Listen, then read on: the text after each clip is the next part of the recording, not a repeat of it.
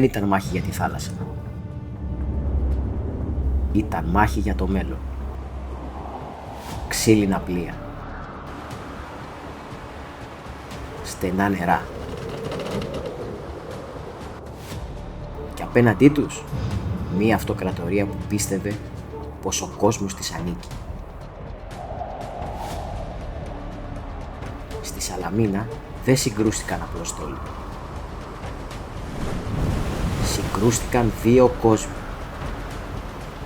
Και μόνο ένας μπορούσε να συνεχίσει να υπάρχει.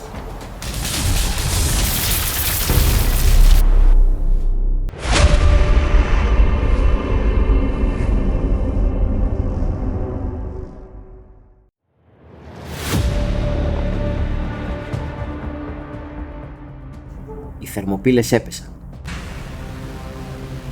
Ο Λεωνίδας είναι νεκρός. Και ο δρόμος προς την καρδιά της Ελλάδας είναι ανοιχτός. Ο Περσικός στρατός κατεβαίνει νότια. Η Αθήνα εγκαταλείπεται. Η Ακρόπολη καίγεται. Για πρώτη φορά η Ελλάδα δεν έχει έδαφος να υπερασπιστεί. Έχει μόνο θάλασσα. Οι σύμμαχοι διαφωνούν.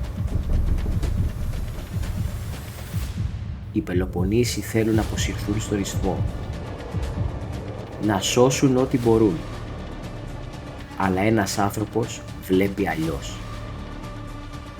Ο Θεμιστοκλής. Ξέρει πως αν χαθεί ο στόλος όλα τελειώνουν. Ξέρει επίσης πως σε ανοιχτή θάλασσα οι Έλληνες δεν έχουν καμία ελπίδα. Άρα δεν θα πολεμήσουν σε ανοιχτή θάλασσα.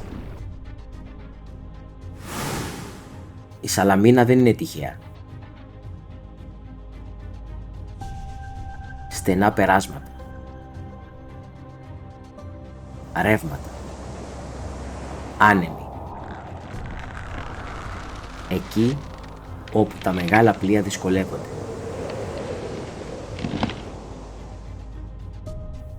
Εκεί όπου η αριθμητική υπεροχή γίνεται βάρος.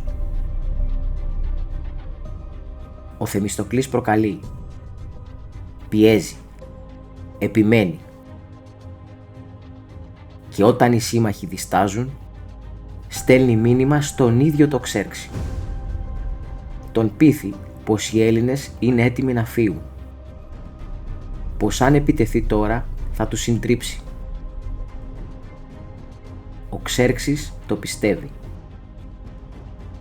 Γιατί δεν μπορεί να φανταστεί ότι κάποιος θα επέλεγε να παγιδευτεί.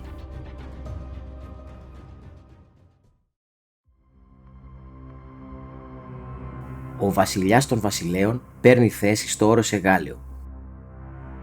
Θέλει να δει τη νίκη του. Κάτω του εκατοντάδες πλοία μπαίνουν στα στενά. Ο χώρος στενεύει. Η τάξη χάνεται. Και τότε οι ελληνικές τριήρεις προχωρούν. Δεν υποχωρούν. Δεν διαλύονται. Επιτίθενται. Τα έμβολα χτυπούν. Τα περσικά πλοία μπλέκονται μεταξύ τους. Η θάλασσα γεμίζει συντρίμμια και κραυγές. Ο αδερφός του Ξέρξη πέφτει. Οι γραμμές σπάνε. Το χάος απλώνεται.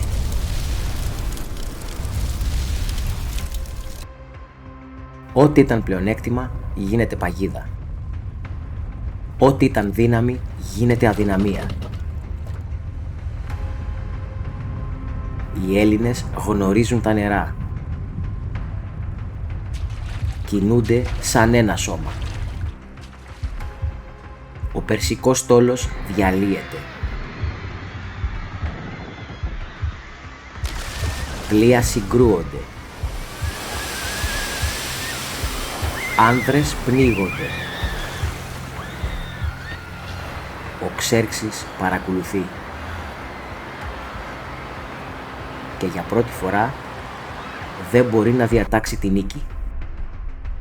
Μέχρι το τέλος της ημέρας η μεγαλύτερη ναυτική δύναμη του κόσμου δεν υπάρχει πια.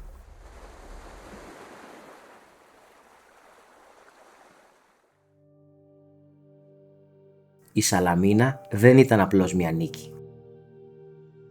Ήταν απόφαση. Απόφαση να μην υποταχθούν. Απόφαση να πολεμήσουν με το μυαλό, όχι με αριθμούς. Εκείνη την ημέρα η Ελλάδα σώθηκε και μαζί της κάτι πολύ μεγαλύτερο.